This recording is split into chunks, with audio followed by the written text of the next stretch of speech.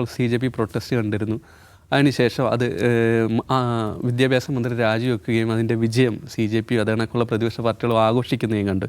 ഈ വിജയത്തിന് പിന്നാലെ രാജ്യത്തെ തീവ്ര വലത് പക്ഷം അവർ ഭയങ്കര നിരാശയിലാണ്. നമ്മൾ കേരളത്തിലടക്കം അതിൻ്റെ ഒരു അനുരണനങ്ങൾ കണ്ടിരുന്നു. കാരണം TG മോഹൻദാസിനെ പോലെയുള്ള RSS അടിമകളൊക്കെ അതിനെ ഏത് രീതിയിലാണ് ആ സമരത്തെ നേരിടേണ്ടത് എന്ന് പറഞ്ഞു വെച്ചാൽ കണ്ടിരുന്നു. സോഷ്യൽ മീഡിയയിൽ ഈ CJPനെ ബേസ് ചെയ്തിട്ട് അതേപോലെ തന്നെ മറ്റൊരു കൂട്ടായ്മ തുടങ്ങിയിട്ടുണ്ട്. പക്ഷേ CJP മുന്നോട്ട് വെച്ച ലക്ഷ്യങ്ങളൊന്നുമല്ല. അവർ പ്രധാനമായിട്ട് ഉദ്ദേശിക്കുന്ന സാധനം റിസർവേഷൻ ഇല്ലാതാക്കുക, റിസർവേഷനെതിരായിട്ടുള്ള ഒരു മൂവ്മെൻറ്റ് തുടങ്ങാൻ വേണ്ടിയിട്ടാണിത്. നിലവിൽ അവരുടെ ഇൻസ്റ്റാ അക്കൗണ്ടിൻ്റെ പേര് നിലവിലിട്ടിരിക്കുന്നത് RHA അഥവാ റിസർവേഷൻ ഹഠാവോ ആന്തോളൻ എന്നാണ്. ഇതിലിപ്പോൾ 5 മില്യണിലധികം ആളുകൾ ഫോളോ ചെയ്യുന്നുണ്ട്. 6 മില്യണിലേക്ക് എത്താറായിട്ടുണ്ട്. ഇവർ മുന്നോട്ട് വെക്കുന്ന ആശയങ്ങൾ എന്താണെന്ന് പറയുന്നത് കഴിഞ്ഞാൽ ഈ ജാതി സംവരണം നമ്മുടെ മെറിറ്റിനെ ദുർബലപ്പെടുത്തുന്നു. അതുകൊണ്ട് തന്നെ ഈ ജാതി സംവരണം ഇല്ലാതാക്കേണ്ടത് ആവശ്യമാണ്. ഞങ്ങളിതിനു വേണ്ടി സമാധാനപരമായ സമരമാണ് നടത്തുക. ഞങ്ങൾ അക്രമത്തിലേക്കോ മറ്റൊന്നിലേക്കോ തിരികില്ല. രാജ്യത്ത് തന്നെ വലതുപക്ഷത്തിനെ സപ്പോർട്ട് ചെയ്യുന്ന തരത്തിലുള്ള ധാരാളം ഗ്രൂപ്പുകളും ആളുകളുമാണ് ഇതിനെ നിലവിൽ പിന്തുണക്കുന്നത്. ഇതിനെ എതിർത്തുകൊണ്ട് തന്നെ ദളിത് ബഹുജൻ കൂട്ടായ്മകളുടെ അക്കൗണ്ടുകൾ കൂട്ടിയിട്ട് തുടങ്ങിയിട്ടുണ്ട്. പക്ഷേ ഇതിൻ്റെ അത്ര ഒരു സ്വീകാര്യത നിലവിൽ അതിന് കിട്ടിയിട്ടില്ല. നമുക്കറിയാം ഈ സംവരണത്തിനെതിരെയുള്ള അല്ലെ സംവരണം ഇല്ലാതാക്കണം എന്നുള്ളൊരു പ്രൊപ്പഗാണ്ട രാജ്യത്ത് ഏത് തരത്തിലാണ് മുമ്പോട്ട് തന്നെ വർക്ക് ചെയ്യുന്നത്, ഓരോ സംസ്ഥാനങ്ങളിൽ അതിനുള്ള നീക്കം നടക്കുന്നത് നമ്മുടെ മുമ്പിലുണ്ട്. ഈ വിഷയത്തിലേക്കാണ് ജിംസ് CJPനെ ബേസ് ചെയ്തിട്ട് അല്ലെങ്കിൽ ആ മൂവ്മെൻറ്റിനെ അടിസ്ഥാനമാക്കിയിട്ട് യുവാക്കളെ ലക്ഷ്യമിട്ടുകൊണ്ട് ഇൻസ്റ്റയിൽ മറ്റൊരു ഗ്രൂപ്പ് തുടങ്ങുന്നു. അത് സംവരണ വിരുദ്ധമെന്ന ആശയത്തെ മുന്നോട്ട് വെക്കും. നമ്മൾ മുമ്പ് തന്നെ കേട്ടിരുന്നായിരുന്നു CJPയെ സപ്പോർട്ട് ചെയ്യുന്ന കുട്ടികളോട് അവരോട് ജാതി സംവരണത്തിൽ നിങ്ങളുടെ നിലപാട് എന്താണെന്ന് ചോദിച്ചു കഴിഞ്ഞാൽ അവരെ പൊള്ളത്തരം വെളിപ്പെടുമെന്നടക്കമുള്ള നിരവധി കമൻറ്റുകൾ കണ്ടിരുന്നു. എങ്ങനെയാണ് ഈ ഒരു മൂവ്മെൻറ്റിനെയും ഇപ്പോഴത്തെ വലതുപക്ഷത്തിൻ്റെ നരേറ്റീവുകളെയും കാണും? ഈ CJPയുടെ സമരം വിജയിച്ചതിന് ശേഷം യഥാർത്ഥത്തിൽ ഈ പറയുന്ന റൈറ്റ് വിങ് എക്കോസിസ്റ്റം അങ്കലാപ്പിലാണ്. അവരെന്താണ് ചെയ്യേണ്ടത് എന്നതിനെക്കുറിച്ച് അവർക്ക് തന്നെ കൃത്യമായ ധാരണയില്ല. അവരിൽ തന്നെ ഭിന്നാഭിപ്രായങ്ങളുണ്ട്. ഇപ്പോൾ ഞാൻ ഇന്ന് രാവിലെ തൊട്ട് കാണുന്നൊരു കാഴ്ച മെറ്റയ്ക്കെതിരായിട്ടുള്ള വൻ രോഷപ്രകടനമാണ് Xൽ കാണുന്നത്. മറ്റേ പ്രധാനമന്ത്രി നരേന്ദ്രമോദിയുടെ വീഡിയോ അറിയാതെ നീക്കം ചെയ്തല്ലോ, അബദ്ധത്തിൽ നീക്കം ചെയ്ത് പിന്നെ പുനഃസ്ഥാപിച്ചല്ലോ. എങ്ങനെ സാധിച്ചു രാജ്യത്തെ ലോകത്തെ ഏറ്റവും വലിയ ജനാധിപത്യ രാജ്യത്തിൻ്റെ പ്രധാനമന്ത്രിയുടെ ഒരു വീഡിയോ എടുത്തു മാറ്റാൻ എന്ന് ചോദിച്ചുകൊണ്ടുള്ള രോഷപ്രകടനം നമ്മൾ ഒരു വശത്ത് കാണുന്നു. ഒരു വശത്ത് കഴിഞ്ഞ 2-3 ദിവസമായി കാണുന്ന മറ്റൊരു കാര്യം ഇൻസ്റ്റാഗ്രാമിനെതിരായ രോഷപ്രകടനമാണ്. ഇൻസ്റ്റാഗ്രാമിൻ്റെതായ രോഷപ്രകടനം മെറ്റ എന്ന് പറയുന്ന കമ്പനിയുടെ ഇന്ത്യയിലെ മേധാവികളൊക്കെ കോൺഗ്രസ്സുകാരാണ് എന്ന നറേറ്റീവ് സൃഷ്ടിക്കുന്നു. അവരുടെ ഫോട്ടോ വെച്ചിട്ടുള്ള പോസ്റ്റർ ഇടുന്നു. അപ്പോൾ യഥാർത്ഥത്തിൽ എന്താണ് സംഭവിച്ചത്, എന്താണ് പ്രശ്നം, അതെങ്ങനെ പരിഹരിക്കുമെന്നതിനെക്കുറിച്ച് ഈ പറയുന്ന BJP IT സെല്ലിനും സംഘപരിവാര മൊത്തം റൈറ്റ് വിങ് എക്കോസിസ്റ്റത്തിനും വലിയ തോതിലുള്ള ആശയക്കുഴപ്പമുണ്ട്. അത് അവരുടെ നേതാക്കൾക്കുമുണ്ട് അണികൾക്കുമുണ്ട് എന്ന് കാണിക്കുന്നതാണ് ഇവരുടെ പോസ്റ്റുകൾ മുഴുവൻ. അപ്പോൾ ഇതിനിടയിലാണ് CH പറഞ്ഞിട്ടുള്ള ഈ പറയുന്ന റിസർവേഷൻ ഹഠാവോ മൂവ്മെൻറ്റ്. അതിന് കാണുന്ന ഫോളോവേഴ്സിൻ്റെ എണ്ണം കാണുമ്പോൾ നമ്മൾ യഥാർത്ഥത്തിൽ അത്ഭുതപ്പെടും. 5 മില്യൺ എന്നൊക്കെ പറയുന്നത് വലിയ സംഖ്യയാണ്. ഇപ്പോൾ CJPയുടെ എത്രയായിരുന്നു അവരുടെ ഫോളോവേഴ്സ് Xൽ ഉണ്ടായിരുന്നത്? അതിലും കൂടുതലുണ്ടായിരുന്നു. പക്ഷെ അത്ര എത്തിയിട്ടില്ല. പക്ഷേ ഇത് 5 മില്യൺ എന്ന് പറഞ്ഞാൽ വലിയ സംഖ്യയാണ് ഇന്ത്യയിൽ. അപ്പോൾ എങ്ങനെ 5 മില്യണൊക്കെ വരുമെന്ന് ചോദിച്ചാൽ ഇന്ത്യയിലെ ഏറ്റവും പോപ്പുലറായിട്ടുള്ള ആശയമാണ് സംവരണ വിരുദ്ധത എന്നുള്ളത്. അതെന്തുകൊണ്ട് സംഭവിക്കുന്നത് വെച്ചാൽ നമ്മുടെ എക്കോസിസ്റ്റം മാത്രമല്ല, നമ്മുടെ ഇൻസ്റ്റിറ്റ്യൂഷൻസും അതിനനുകൂലമാണ്. നമ്മുടെ ഇൻസ്റ്റിറ്റ്യൂഷൻ തന്നെ സംവരണത്തിനെതിരാണ്. ഇൻസ്റ്റിറ്റ്യൂഷൻ എന്ന് ഞാൻ പറയുന്നത് ഭരണഘടനാ സ്ഥാപനങ്ങൾ ഉൾപ്പെടെ, അത് കോടതി മുതൽ പാർലമെൻറ്റ് മുതൽ നമ്മുടെ ബ്യൂറോക്രസി മുതൽ എല്ലാവരും സംവരണത്തിനെതിരാണ്. അപ്പോൾ ഈ സംവരണമാണ് ഇന്ത്യയിൽ മൊത്തം പ്രശ്നങ്ങൾക്ക് കാരണമെന്നുള്ള ഒരു പ്രതീതി സൃഷ്ടിക്കാൻ ഈ എക്കോസിസ്റ്റത്തിന് മുമ്പേ കഴിഞ്ഞിട്ടുണ്ട്. ഇപ്പോഴൊന്നുമല്ല, 90-കളിലും 80-കളിലും അത് കഴിഞ്ഞിട്ടുണ്ട്. ഇപ്പോഴും അത് വളരെ പോപ്പുലർ ആശയമാണ്. പക്ഷേ അതിപ്പോഴും നിലനിൽക്കുന്നത് എന്തുകൊണ്ടാണെന്ന് വെച്ചാൽ ഭരണഘടനയിൽ അതുള്ളതുകൊണ്ടും അതിൽ തൊട്ടാൽ ഈ നിശബ്ദരായ ഈ പ്രതീതി യാഥാർത്ഥ്യത്തിന് പുറത്തുള്ള ബഹുജൻ എന്ന് പറയുന്ന ബഹുജനങ്ങൾ അതിനെതിരെ പ്രതികരിക്കും എന്നുള്ളതാണ് അതിൽ തൊടാത്തത്. അപ്പോൾ എന്തുകൊണ്ട് ഈ സമയത്ത് ഇങ്ങനെ ഒരു പേജ് വരുന്നു, 50 ലക്ഷം ഫോളോവേഴ്സ് ഉണ്ടാകുമെന്ന് പറയാൻ കാരണം ഈ ആശയക്കുഴപ്പം കൊണ്ടാണ്. ഇത് ഏതെങ്കിലും തരത്തിലുള്ള ആശയം പുഷ് ചെയ്യുന്നതോ അല്ലെങ്കിൽ പുതുതായിട്ട് എന്തെങ്കിലും ചെയ്യാൻ പോകുന്നതുകൊണ്ടല്ല, എന്താണ് ചെയ്യേണ്ടതെന്നുള്ള ആശയക്കുഴപ്പം കൊണ്ടാണ് അവരിപ്പോൾ ഈ സമരം എടുത്തിടുന്നത്. ഒന്ന് ആലോചിച്ച് നോക്കുക. 2024 തെരഞ്ഞെടുപ്പിൽ ഇന്ത്യ സഖ്യത്തിൻ്റെ മുന്നേറ്റത്തിൻ്റെ പ്രധാന കാരണം എന്താണ്? മോദി സംവരണമില്ല, ഭരണഘടനാ ഭേദഗതിക്ക് പോകുന്നു, സംവരണം ഇല്ലാതാക്കാൻ പോകുന്നു എന്നുള്ള പ്രചാരണമാണ് വലിയ തോതിൽ UP പോലുള്ള സംസ്ഥാനങ്ങളിൽ വലിയ തിരിച്ചടിക്ക് കാരണമായത്. UP മാത്രമല്ല, പൊതുവേ ഒരു BJP വിരുദ്ധ സെൻറ്റിമെൻറ്റ്സിൻ്റെ പ്രധാനപ്പെട്ട കാരണം എന്താണ്? ഇവർക്ക് 400 സീറ്റ് കിട്ടിയാൽ ഇവർ അധികാരത്തിൽ വന്നാൽ ഭരണഘടനാ ഭേദഗതി വരുത്തും, സംവരണം ഇല്ലാതാക്കും. ഇതുണ്ടാക്കിയ ഓളം കൊണ്ടാണ് BJPയുടെ സീറ്റ് കുറഞ്ഞ് അവർക്ക് കേവല ഭൂരിപക്ഷം പോലും കിട്ടാതിരുന്നത്. അവർക്ക് മുന്നണിയെ ആശ്രയിക്കേണ്ടി വരുന്നത്, മറ്റ് കക്ഷികളുടെ പിന്തുണയിൽ ഭരിക്കേണ്ടി വന്നത്. എന്നിട്ട് ആ രാഷ്ട്രീയമായി തിരിച്ചടി നേരിട്ട അതേ മുദ്രാവാക്യത്തിന് വേണ്ടി ഒരു പേജ് ഉണ്ടാക്കി അതിന് 50 മില്യൺ ഫോളോവേഴ്സ് ഉണ്ടാക്കുക, അത് വലിയ പാടല്ല. അത് വലിയ ബുദ്ധിമുട്ടുള്ള കാര്യമല്ല. 50 മില്യൺ ഫോളോവേഴ്സ് സംഘപരിവാറിനെ സംബന്ധിച്ച് അവരുടെ വാട്സപ്പ് ഗ്രൂപ്പുകളിൽ ഇട്ട് കഴിഞ്ഞാൽ, ഈ ഇൻസ്റ്റാഗ്രാമിൻ്റെ ലിങ്ക് ഇട്ട് കഴിഞ്ഞാൽ അതിൽ ആളുകൾ വന്ന് ഫോളോ ചെയ്തോളും. ഞാൻ അതിൻ്റെ ഫോളോവേഴ്സിൻ്റെയൊക്കെ നോക്കി, എല്ലാവരും സനാതനികളോ ആയിട്ടുള്ള ആളുകൾ തന്നെയാണ്. അല്ലാത്ത ആളുകൾ വളരെ കുറവാണ് അതിൽ കാണുന്നത്. വളരെ കുറച്ച് ആൾക്കാർ എന്ത് ചെയ്യുന്നുണ്ട്, ഇതെന്താണെന്ന് അറിയാൻ വേണ്ടി ഫോളോ ചെയ്യുന്നുണ്ട്. പക്ഷേ അതിൽ കണ്ടൻറ്റ് കുറവാണ്, വളരെ കണ്ടൻറ്റ് കുറവാണ്. ഞാൻ പറയുന്നത് ഇത് ഇവരുടെ എന്തൊരു സ്ട്രാറ്റജി എന്നതിനപ്പുറം ഞാൻ ആശയക്കുഴപ്പമായിട്ട് കാണുന്നത്, ഏത് ആശയത്തിലാണോ അവർക്ക് കഴിഞ്ഞ 2024 തെരഞ്ഞെടുപ്പിൽ തിരിച്ചടി നേരിട്ടത്, ഇനിയും തിരിച്ചടിക്ക് സാധ്യതയുള്ളത്, അതേ ആശയം പ്രൊപ്പഗേറ്റ് ചെയ്യാൻ വേണ്ടി അവർ ഇൻസ്റ്റാഗ്രാമിന് ഉപയോഗിക്കുന്നു എന്ന് പറഞ്ഞാൽ അവർ തീർച്ചയായിട്ടും കൺഫ്യൂസ്ഡാണ്. അതൊരു അവരെ സംബന്ധിച്ച് തെറ്റായ സ്ട്രാറ്റജിയാണ്, പാഴാവുന്ന സ്ട്രാറ്റജിയാണ്, തിരിച്ചടി കിട്ടാവുന്ന സ്ട്രാറ്റജിയാണ്. അപ്പോൾ അതിനെതിരായിട്ടുള്ള കാസ്റ്റിസം അവസാനിപ്പിക്കുക എന്ന് പറഞ്ഞിട്ട് മറ്റൊരു പേജുണ്ട്, സികേഷ് പറഞ്ഞല്ലോ. അതിന് അങ്ങനെ ഫോളോവേഴ്സ് ഒന്നുമില്ല. അത് 3.4 ലക്ഷം ഫോളോവേഴ്സേ ഉള്ളൂ. അതിനെന്തുകൊണ്ടാണ് ഫോളോവേഴ്സ് ഇല്ലാത്തത്? അത് ആസൂത്രിതമായി തുടങ്ങുന്നൊരു കാര്യമല്ല. മറ്റൊന്ന്, ഈ പറയുന്ന ഇന്ത്യയുടെ മെയിൻ സ്ട്രീമിൽ എല്ലാവരും സംവരണ വിരുദ്ധരാണ്. സംവരണ വിരുദ്ധരായതുകൊണ്ട് അതിന് ഫോളോവേഴ്സ് ഉണ്ടാവും. മറ്റൊന്ന്, സംഘപരിവാറിൻ്റെ ബാക്കപ്പും ഉണ്ട്. പക്ഷേ എൻ്റെ ചോദ്യം, ആ സ്ട്രാറ്റജി എത്രമാത്രം രാഷ്ട്രീയമായി തിരിച്ചടിയാണെന്നുള്ളതാണ്. ഈ CJP സമരത്തിന് ഏറ്റവും വലിയ ഒരു അഡ്വാൻറ്റേജ് എന്ന് പറഞ്ഞാൽ, ഈ പറയുന്ന ഭരണവർഗത്തെ, സംഘപരിവാറിനെ, BJP RSS എക്കോസിസ്റ്റത്തെ കൺഫ്യൂസ്ഡ് ആക്കി എന്നുള്ളതാണ്. ഇതെങ്ങനെ സംഭവിച്ചു എന്നതിനെക്കുറിച്ച് അവർ കൺഫ്യൂസ്ഡാണ്. CJPക്ക് ഇത്രയും ട്രാഫിക് എങ്ങനെ ഉണ്ടായി, CJP പറഞ്ഞപ്പോൾ ഇത്രയും ആളുകൾ എങ്ങനെ ജന്തർ മന്ദറിൽ വന്നു, ഇത്രയും ആൾ തടിച്ചു പോയിട്ട് അവരെങ്ങനെ സമാധാനപരമായ സമരം നടത്തി, ഈ സമരം എങ്ങനെ വിജയിച്ചു, ഈ സമരത്തെ എങ്ങനെ നേരിടണം, ഇങ്ങനെയുള്ള കുറേ അധികം ക്വസ്റ്റ്യൻസിൽ ഇവർ കൺഫ്യൂസ്ഡാണ്. അതർവൈസ് ഇങ്ങനെയൊരു പേജ് ഈ ഘട്ടത്തിൽ എങ്ങനെ തുടങ്ങാൻ പറ്റും?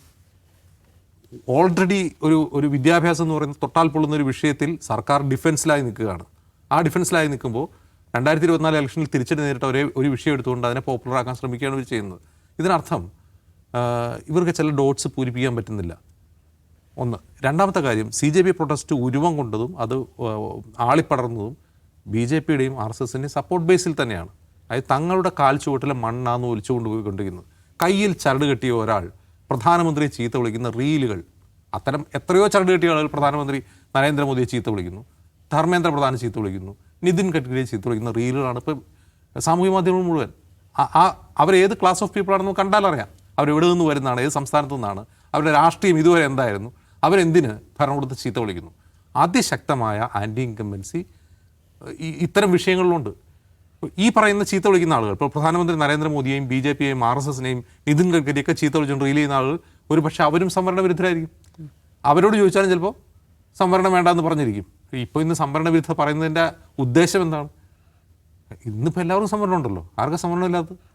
എല്ലാ കാസ്റ്റിനും സംവരണമുണ്ട്. ഇപ്പോൾ അവരിന് സംവരണ വിരുദ്ധ, അവർ പറഞ്ഞ കാസ്റ്റ് അടിസ്ഥാനത്തിൽ സംവരണം വേണ്ട എന്നാണ് പറയുന്നത്. എല്ലാവർക്കും സാമ്പത്തിക സംവരണം കൊടുക്കണം എന്നാണൊക്കെ പറയുന്നത്. അത് വേറെ ഡിബേറ്റബിൾ കാര്യമാണ്. ഇപ്പോൾ എൻ്റെ ക്വസ്റ്റ്യൻ, ഇപ്പോൾ നമ്മൾ ഈ കാണുന്ന സോഷ്യൽ മീഡിയ ട്രെൻഡ്, ഈ ട്രെൻഡുകൾ ഇവരുടെ കൺഫ്യൂഷൻ്റെ തെളിവാണ്. ഇവർ ആശയക്കുഴപ്പത്തിലാണ്. എന്താ സാഹിബ്, ഇപ്പം നടന്ന CJPയുടെ പ്രൊട്ടസ്റ്റ്, അത് നേടിയൊരു വിജയം രാജ്യത്തെ വലതുപക്ഷത്തിനെ വല്ലാതെ ഞെട്ടിച്ചിരിക്കില്ല. കാരണം ഇതുവരെ ഇല്ലാത്ത തരത്തിൽ ഒരു മന്ത്രി രാജിവെക്കേണ്ടി വരുന്നു, അതും RSSന് വേണ്ടപ്പെട്ടത്. അതുകൂടാതെ ഈ സമരക്കാരുടെ ആവശ്യങ്ങൾക്കൊക്കെ വഴങ്ങേണ്ടി വരുന്നു. നമ്മൾ കേരളത്തിലടക്കം വിവിധ ഉദാഹരണങ്ങൾ കണ്ട് വലിയ രീതിയിൽ നിരാശ പങ്കുവെക്കുന്നു, അല്ലെങ്കിൽ ഇതിനെതിരെ അക്രമത്തെ പ്രോത്സാഹിപ്പിക്കണമെന്ന് പറയുന്നു. ശരിക്കും സംഘപരിവാർ അല്ലെങ്കിൽ സംഘപരിവാർ അനുകൂലികളൊക്കെ ഇതിലൊരു ആശയക്കുഴപ്പത്തിലായിട്ടില്ലേ? യെസ്, ഓഫ് കോഴ്സ് അത് ആശയക്കുഴപ്പം തന്നെയാണ്. പക്ഷേ അതിൽ ഒരു കാര്യം എനിക്ക് ചെറിയൊരു തിരുത്തുള്ളത്, CJPയുടെ സമരത്തിൻ്റെ വിജയം എന്ന് പറയുമ്പോൾ ഇതെന്തോ ഒരു ഭയങ്കരമായ വിജയമാണെന്നുള്ള അഭിപ്രായം എനിക്കില്ല. കാരണം വളരെ മിനിമലിസ്റ്റായിട്ടുള്ള ഒരു അജണ്ടയാണ് അവർ മുന്നോട്ട് വെച്ചത്. ഒരു മിനിസ്റ്ററുടെ രാജ്യമാണ്. സാധാരണ ഇപ്പോൾ 20 ലക്ഷം വിദ്യാർത്ഥികൾ ഈ എക്സാം എഴുതി എന്ന് പറയുന്നല്ലേ, ഇത്രയും വലിയൊരു എക്സാം അത് പാളുന്നു. സാമാന്യഗതിയിൽ ഉത്തരവാദിത്തമുള്ളൊരു ഗവൺമെൻറ് ആണെങ്കിൽ ഒരു ഡിമാൻഡ് വരുന്നതിന് മുമ്പ് തന്നെ രാജിവെക്കാറുണ്ട്. ഇത്രയും ഗുരുതരമായ ഇഷ്യൂ ഉണ്ടായി കഴിഞ്ഞാൽ ഇഷ്ടം പോലെ ഉദാഹരണങ്ങൾ നമുക്ക് ദേശീയ രാഷ്ട്രീയത്തിലുണ്ട്, സംസ്ഥാന രാഷ്ട്രീയത്തിലും കാണാൻ പറ്റും. അപ്പോൾ അതിൻ്റെ ഉത്തരവാദിയായിട്ടുള്ള ആ പോർട്ട്ഫോളിയോ കൈകാര്യം ചെയ്യുന്ന മിനിസ്റ്റർ രാജിവെക്കുക എന്ന് പറയുന്നത് എന്താ പറയുക, ഒരു ഇമ്പോസിബിൾ ക്വസ്റ്റ്യൻ അല്ല, അസാധ്യമായിട്ടുള്ളൊരു ഡിമാൻഡ് അല്ല, അത് ഒരു മിനിമലിസ്റ്റ് ഡിമാൻഡാണ്. പക്ഷേ ഈ സർക്കാർ ഇതായതുകൊണ്ട് അവന്മാർ വാശി പിടിച്ചു നിന്നു, മസിൽ പിടിച്ചു നിന്നുകൊണ്ടാണ് അതെന്താണ് എന്തൊരു വലിയ ഡിമാൻഡാണെന്ന് തോന്നിയത്. പക്ഷേ ഗവൺമെൻറ് അതിന് വഴങ്ങി. ഗവൺമെൻറ് വഴങ്ങിയ ദ മൊമെൻറ്റ് സമരം അവർ പിൻവലിക്കുകയും ചെയ്തല്ലോ. പിന്നെ ബാക്കി 2 ഡിമാൻഡുകൾ എന്താണ്? കേസുകൾ പിൻവലിക്കുക. അതേക്കുറിച്ച് സർക്കാർ പറഞ്ഞത് ചട്ടപ്രകാരം നോക്കിയിട്ട് കാര്യങ്ങൾ ചെയ്യാം. പിന്നെ ഇത് നഷ്ടപരിഹാരം, അത് എന്താണ് നോംസ് നോക്കി ചെയ്യാമെന്ന് പറഞ്ഞു. അത് വളരെ ചെറിയ ഡിമാൻഡിൽ നടന്നൊരു സമരമാണ്. പക്ഷെ അതൊരു വലിയ സമരം ഇത്രയൊരു മുറുക്കുണ്ടാക്കി എന്തുകൊണ്ടാണ്? ഈ ഗവൺമെൻറ്റിനെതിരാണ്. ഇത്രയും അഹംഭാവവും ധാർഷ്ട്യവും കൊണ്ടു നടക്കുന്ന ഒരു ഗവൺമെൻറ്റിനെതിരായിട്ടാണ് ഈ സമരം എന്നുള്ളതുകൊണ്ടാണ്. ഒരു മിനിമലിസ്റ്റ് അജണ്ട വയ്ക്കുന്നു, ആ അജണ്ട അവർ വിജയിക്കുന്നു.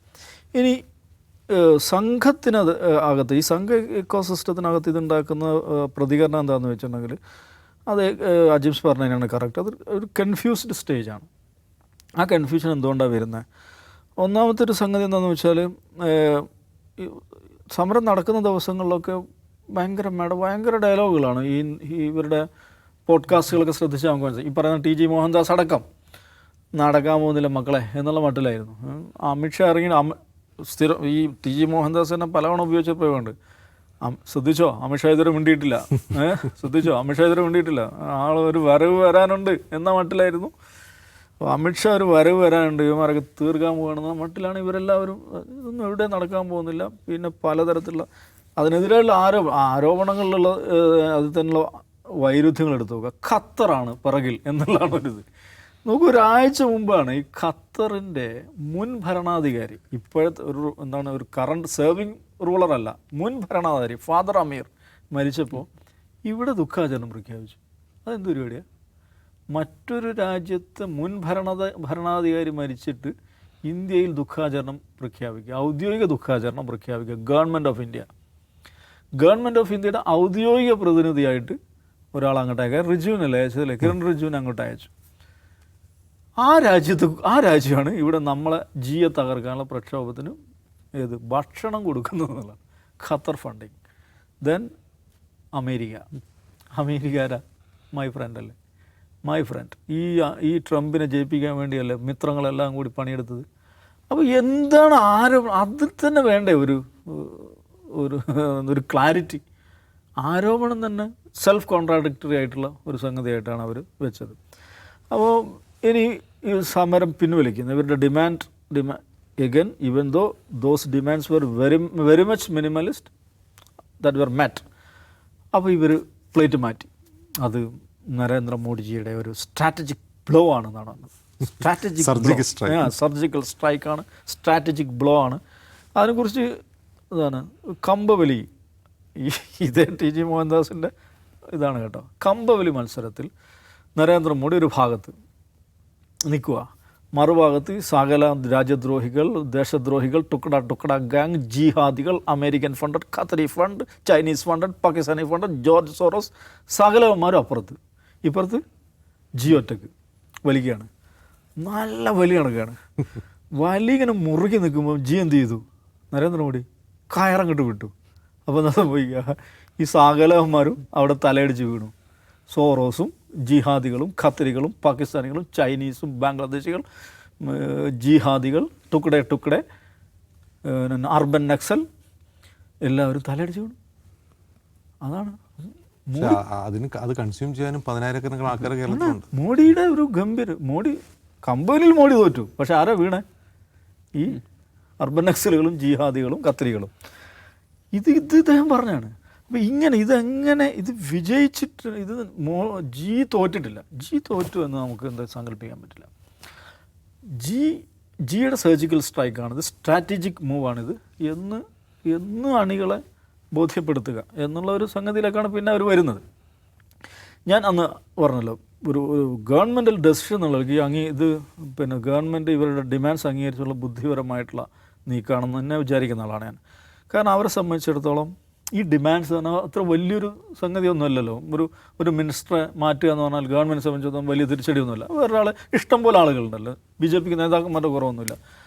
പൊളിറ്റിക്കലി ബുദ്ധിപരമായ നീക്കമാണ് അവർ നടത്തിയത്. കാരണം ഇത് സ്പൈറൽ ചെയ്യാൻ പോവുകയാണ് ഈ പ്രൊട്ടസ്റ്റ്. പിന്നെ അത് മാത്രമല്ല, രാഹുൽ ഗാന്ധിയുടെ ചില മൂവ്സും അതിൽ പ്രധാന ഘടകമാണ് കേട്ടോ. നമ്മൾ കാണേണ്ടതാണ്. ഈ രാഹുൽ ഗാന്ധിയും നമ്മുടെ നേഹ ബോറയും ഒക്കെ ചേർന്നൊരു പത്രസമ്മേളനം നടക്കുന്നുണ്ട് ഇതിൻ്റെ തലേ ദിവസം. ഐസയുടെ പ്രസിഡൻറ്റ്. അതിലൊരു ക്രിട്ടിക്കൽ മൊമെൻ്റായിട്ടാണ് ഞാൻ കാണുന്നത്. കാരണം നമുക്ക് എഗൻ ശ്രദ്ധിക്കുക, അവിടെ CJP ഇല്ല കേട്ടോ.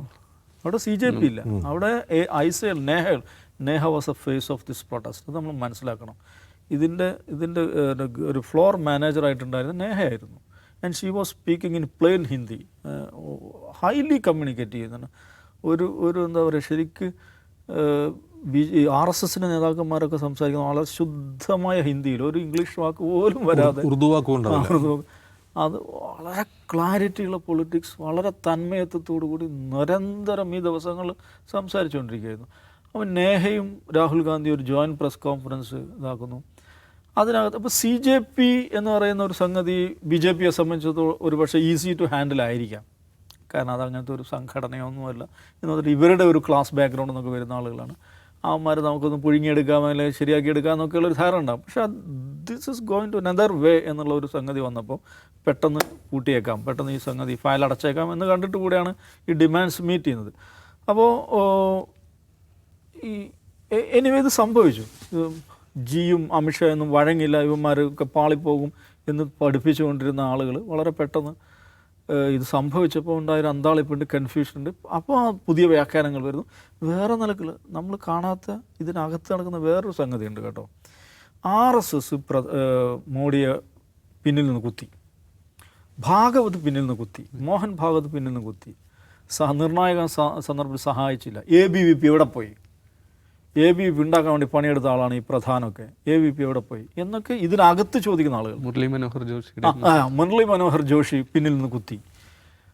അതിന് എഗൻ ഒരു ഇത് പറയുന്നത് വെച്ചാൽ, കഴിഞ്ഞ വർഷം UGCയുടെ ഒരു സർക്കുലർ ഉണ്ടായിരുന്നു. സർക്കുലർ എന്നല്ല അതിന് പറയേണ്ടത്, എന്താണ്, ഒരു കൈൻഡ് ഓഫ് നോട്ടിഫിക്കേഷൻ, ഈ ക്യാമ്പസുകളിലെ ജാതി വിവേചനവുമായി ബന്ധപ്പെട്ട്. അപ്പോൾ അത് ഉന്നത ജാതിക്കാർക്കെതിരാണ്, ഉന്നത ജാതിക്കാർക്കെതിരായിട്ടുള്ള ഡിസ്ക്രിമിനേറ്ററി ആണ് എന്ന് പറഞ്ഞിട്ട് വലിയ പ്രൊട്ടസ്റ്റ്, സവർണ വിദ്യാർത്ഥികളുടെ പ്രൊട്ടസ്റ്റ് ഉണ്ടായി.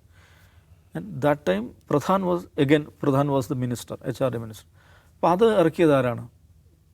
ധർമ്മേന്ദ്ര പ്രധാനാണ്. അപ്പോൾ നമ്മുടെ ഉന്നത ജാതിക്കാരായുള്ള ആളുകളെ അവരെ മാർജിനലൈസ് ചെയ്യുന്നൊരു നീക്കത്തിന് നേതൃത്വം കൊടുത്ത ആളെന്നുള്ള നിലക്ക് അവനൊരു പാഠം പഠിപ്പിക്കാൻ ഇതിൻ്റെയൊക്കെ നേതൃത്വത്തിൽ ഉന്നത ജാതിക്കാരാണല്ലോ, ABVP ആണെങ്കിലും സകല മോർച്ചകളുടെയും.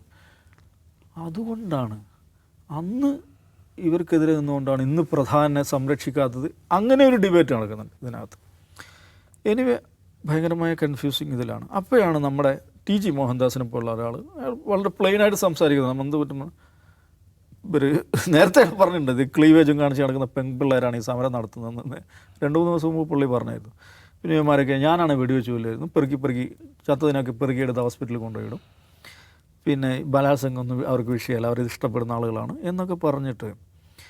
അപ്പോൾ ഈ കക്ഷി ഇത് നമ്മളാണത് വാർത്ത ചെയ്യുന്നത്. അപ്പോൾ അത് വലിയ വിവാദമാണ്. RSSനെ സംബന്ധിച്ചിടത്തോളം ഒന്നുമില്ലെങ്കിൽ RSS സെൽഫ് ഇൻട്രൊഡ്യൂസ് ചെയ്ത ഞങ്ങൾ ഭയങ്കര മാന്യന്മാരുടെ പ്രസ്ഥാനമാണെന്നാണല്ലോ. മാത്രമല്ല അവരുടെ ഭാഗവതിൻ്റെ ഒക്കെ പ്രസംഗം എന്ന് പറഞ്ഞാൽ, ഞാൻ ഭാഗവതിൻ്റെ മിക്കവാറും പ്രസംഗം കേൾക്കുന്നതാണ്. നല്ല ഹിന്ദിയാണ്, നല്ല ക്ലാസിക്കൽ ഹിന്ദിയാണ്, രസമാണ് കേൾക്കാൻ. വലിയ മൂല്യങ്ങളെക്കുറിച്ചും ധാർമ്മിക മൂല്യങ്ങളെക്കുറിച്ചും ഇതൊക്കെയാണ് അദ്ദേഹം കൂടുതലായിട്ട് അത്തരം കാര്യങ്ങളാണ് സംസാരിക്കുക. ഈ ഡെയിലി പൊളിറ്റിക്സ് സംസാരിക്കാറില്ല, കുറച്ചും കൂടെ ഫിലോസഫിക്കലായുള്ള കാര്യങ്ങൾ, ഇത്തരം സ്പിരിച്വലായുള്ള കാര്യങ്ങൾ, ഈ പേഴ്സണൽ ഗ്രോത്ത്, ഇത്തരം വിഷയങ്ങളിലാണ് കൂടുതൽ സംസാരിക്കാറ്. അപ്പോൾ അങ്ങനെയാണ് RSS അതിനെ സ്വയം സെല്ല് ചെയ്യുന്നത്. ഒരു റിഫോർമേറ്റീവ് ആയിട്ടുള്ള ഒരു സംഘടന, ഒരു പേഴ്സണൽ ഗ്രോത്തിൻ്റെ ഒരു സംഘടന, അങ്ങനെയൊക്കെയുള്ള സംഗതിയായിട്ട്. അതിനിടയിലാണ് ഇങ്ങനെ അതിൻ്റെ വളരെ സൈദ്ധാന്തികന ഒരാൾ ഈ ഒരു വഷളം പ്രസംഗം നടത്തുന്നത്. അതിൻ്റെ ഒരു ഈ സോഷ്യൽ മീഡിയയിലൊക്കെ വലിയ ബാക്ക്ലാഷ് ഉണ്ടാകുന്നു. അപ്പോൾ അസാധാരണമായൊരു സാഹചര്യം. ഇങ്ങനെയൊക്കെ സാധാരണ RSS ഒഫീഷ്യൽ ഇത്തരം കാര്യങ്ങളോട് പ്രതികരിക്കാറില്ല. പക്ഷെ RSS ഒഫീഷ്യലായിട്ടൊരു പ്രസ് റിലീസ് ഇറക്കുകയാണ്, ഹീസ് നോട്ട് അവർ മാൻ എന്നുള്ളതാണ്.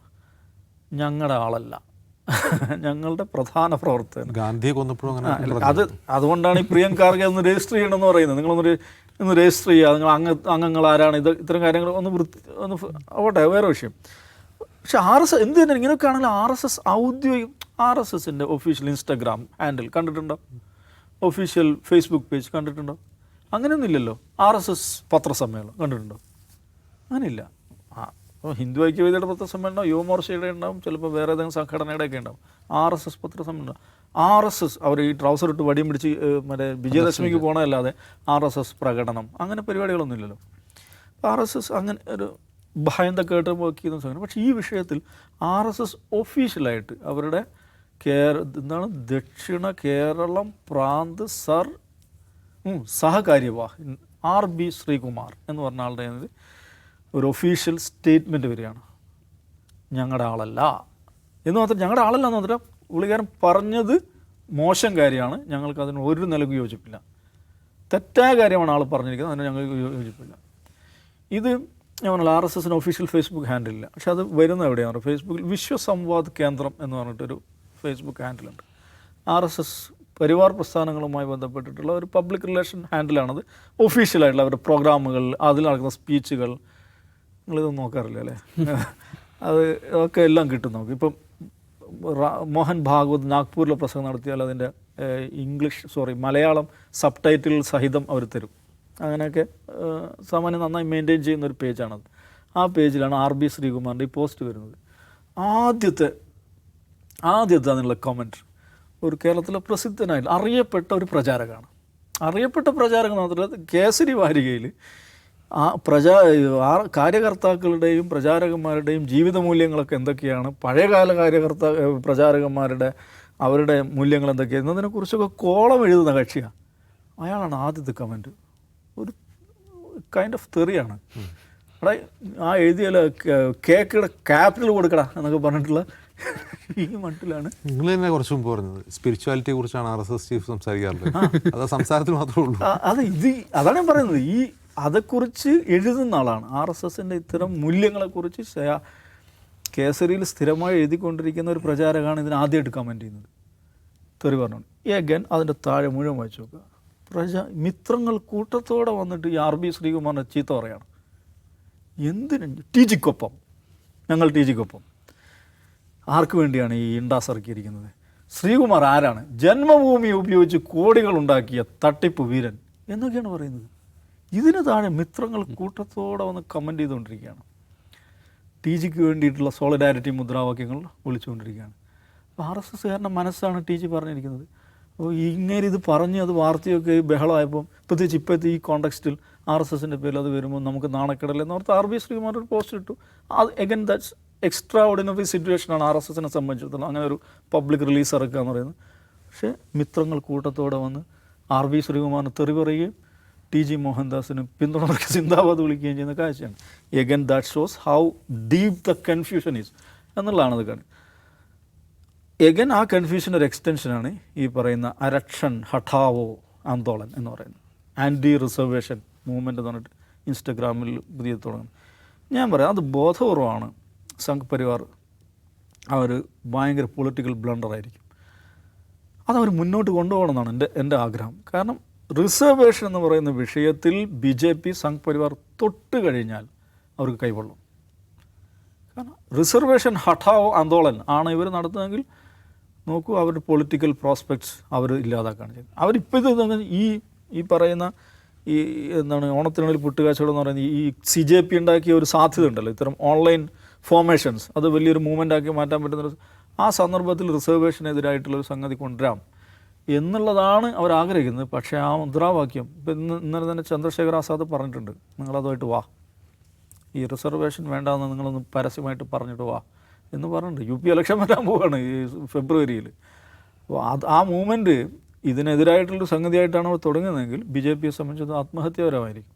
ഇനി എഗൻ റിസർവേഷനിൽ ഈ ജനസംഖ്യയെക്കുറിച്ച് പറയുന്നത് പോലെ എന്താണ് ഈ റിസർവേഷൻ വിഷയത്തിൽ സംഘ് പരിവാറിൻ്റെ RSSൻ്റെ ഒരു ക്ലാരിറ്റിയുള്ള നിലപാട് എന്താണ്?